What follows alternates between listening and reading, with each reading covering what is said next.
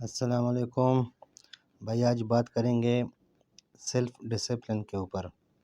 Self discipline پہ سب سے بہترین کتاب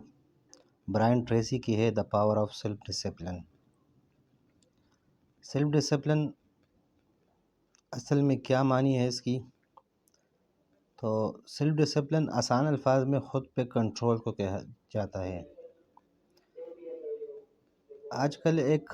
سائنس آف موٹیویشن بہت زیادہ ہے، اس کی وجہ یہ ہے کہ ہر انسان کامیاب ہونا چاہتا ہے، اور سائنٹسٹ اس بات کے اوپر ریسرچ کر رہے ہیں کہ وہ کیا وجوہات ہے کہ جس پہ بنا پہ صرف 2% لوگ کامیاب ہو رہے ہیں اور 98% لوگ اپنی زندگی میں ناکام ہو رہے ہیں۔ اس کے اور بھی بہت زیادہ وجوہات ہیں، لیکن سب سے بڑی وجہ سیلف ڈسپلن ہے، خود پہ کنٹرول، اپنے مقصد کو قائم رکھنے کے لیے اپنے آپ کو کنٹرول کرنا، تاکہ آپ اس متعین راستے پہ سیدھا چلے جائیں اور اپنے مقصد تک کامیاب ہو جائیں۔ آج ہم بات کریں گے نیپولین ہل کی ٹاپ 10 سیلف ڈسپلن رولز کے اوپر۔ نیپولین ہل نے 500 امریکنز کا انٹرویو کیا تھا جو کامیاب ترین لوگ تھے، اور اپنی اس ریسرچ کو تھنک اینڈ گرو رچ کتاب کی شکل میں پیش کیا ہے، جو کہ پوری دنیا میں بہت زیادہ مشہور ہے، اور اس کو best book of the millennium بھی کہا جاتا ہے۔ ان کا سب سے پہلا اصول یہ ہے کہ keep cool when other people get hurt, کہ جب دوسرا بندہ یا دوسرے لوگ غصے میں ہو تو آپ اس وقت ٹھنڈے مزاج بنے رہو۔ یہ اصول انہوں نے کیسے بنایا یا اپنایا؟ یہ کہتے ہیں کہ میں ایک دفعہ ایک بگ الیکٹرک کار کمپنی کے مالک کے پاس بیٹھے ہوئے تھے، اور ان کا ایک مینیجر آیا جو کہ انتہائی غصے میں تھا، اور اپنے اس مالک کو بہت زیادہ باتیں سنائی، ون سائیڈڈ، بالکل شروع، اور یہ خاموش ہو کے سنتے رہے۔ جب وہ بالکل تک گئے، بول کے چلے گئے، تو یہ آئے اور میرے ساتھ ہنس کے بیٹھ گئے اور کہنے لگے کہ آج وہ بہت غصے میں تھا۔ اصل میں جب انسان غصہ میں ہوتا ہے تو ہوتا اصل میں کیا ہے کہ اس کے اوپر جذبات غالب ہوتے ہیں۔ اب جذبات کی مثال آگ جیسی ہے، آگ میں کودنا یا جذباتی آدمی کے ساتھ جب وہ جذبات میں ہو بات کرنا مزید آگ کو بھڑکانے والی بات ہے، جو آپ کو بھی جلس دیتا ہے اور اگلے کو بھی۔ اس کا آسان حل یہ ہے کہ آگ کے اوپر پانی ڈال دیا جائے، جب آپ جواب نہیں دیں گے تو آٹومیٹکلی وہ بھی خاموش ہو کے چلا جائے گا اور بعد میں نادم ہوگا، اور اس سے آپ کو زندگی میں سب سے بڑا فائدہ یہ ہوگا کہ آپ کو سکون ملے گا، کیونکہ لڑائی جھگڑے پریشانی کے باعث بنتے ہیں۔ دوسرا اصول جو انہوں نے کہا ہے وہ یہ کہ remember the 3 sides to argument: your side, other person's side and right side۔ جب بھی کوئی مسئلہ ہوتا ہے، کوئی لڑائی جھگڑا ہوتا ہے تو اس میں ہر بندہ خود کو صحیح سمجھتا ہے، حالانکہ اس طرح بالکل بھی نہیں ہے۔ لڑائی اسی وقت ہی ہوتی ہے جب دونوں میں کچھ تھوڑی بہت غلطیاں ہوتی ہے، تو انسان کو اس وقت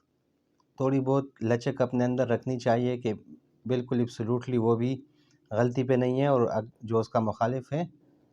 وہ بھی مکمل طور پر غلط نہیں ہے۔ اسی وجہ سے ہمارے یہاں اکثر جھگڑے ایسے ہیں کہ جن کی زندگی تو گزر جاتی ہے لیکن جھگڑے ختم نہیں ہوتے۔ وجہ کیا ہے کہ ہم 1 انچ بھی پیچھے ہٹنے کو تیار نہیں ہوتے۔ تو جو اصول انہوں نے کہا ہے کہ آپ کبھی یہ نہ سمجھے کہ ہر مسئلے میں آپ ہی بالکل حق بجانب ہیں، دوسرے کو بھی سمجھنے کی کوشش کریں، تو اس طرح زندگی میں بہت زیادہ مسائل کا حل نکل آئے گا۔ پہلے اصول سے مسئلے نہیں بنیں گے، دوسرے اصول سے جو مسئلے پہلے سے بنے ہوئے اس کا حل نکل آئے گا۔ اس کے بعد تیسری بات جو انہوں نے کی ہے، اور یہ ہمیں اپنے دین اسلام میں بھی اس کا آرڈر ہے کہ never give directives to subordinate when you are angry. جب بھی آپ غصے میں ہو تو اپنے سے ماتحت لوگوں کو کبھی بھی حکم نہیں دیا کریں، دین میں بھی اس کا واضح حکم ہے کہ جب بھی آپ زیادہ خوش ہو یا زیادہ غصے میں ہو تو اس وقت کبھی بھی کوئی وعدہ نہیں کر دیا کرو، کیونکہ اس ٹائم انسان ہوتا ہے جذبات کے سے مغلوب، اور وہ بات جو کر دیتا ہے بعد میں عقل سے اس چیز کو حاصل کرنے کے لیے کوئی راستہ ہی نہیں ملتا، تو اس سے انسان اپنی زندگی میں انتہائی پریشانیوں کا شکار ہو جاتا ہے۔ اور ہمارا مقصد ہی یہی ہے زندگی کہ ہم زندگی میں کچھ کریٹیو کریں، کچھ پازیٹیو کریں، کچھ پروڈکٹیو کریں، اور یہ اس وقت ہی ہو سکتا ہے کہ ہم اپنی انرجیز اس پہ پازیٹیو سائڈ پہ لگائیں اور مشکلات سے خود کو بچائیں۔ چوتھی بات انہوں نے جو کی ہے وہ بڑی زبردست ہے، ہمارے یہاں کے کلچر کے ساتھ زیادہ مطابقت نہیں رکھتا، لیکن وہ کہتا ہے کہ treat all people as if they were rich relatives from whom you expect to inherit something، یعنی آپ ہر انسان کے ساتھ اس طرح ملیں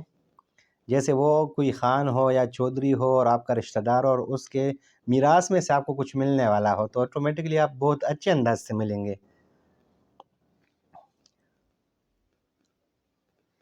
5ویں بات یا اصول جو انہوں نے کہی وہ یہ ہے کہ آپ ہر کام میں جو بھی ہو رہا ہو تو یا جو بھی ہو گیا ہو اس میں